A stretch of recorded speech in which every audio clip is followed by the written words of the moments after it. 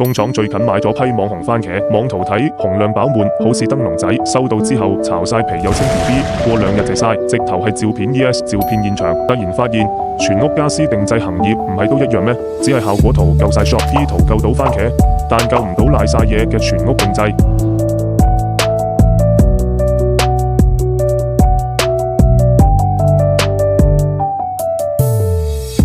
其實咧，李太咧開始嘅時候唔係抱好大期望嘅啫。我哋發咗個視頻俾佢咧，佢覺得都係中規中矩嘅。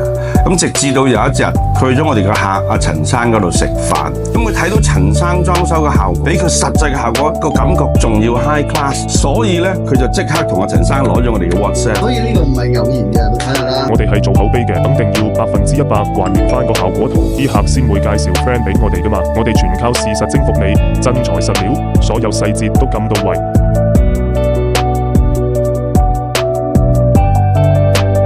Seeing is believing. The fact is the fact. 冇得呃人嘅呢啲嘢，係咪？我哋講嘅係實實在在嘅嘢。Nice.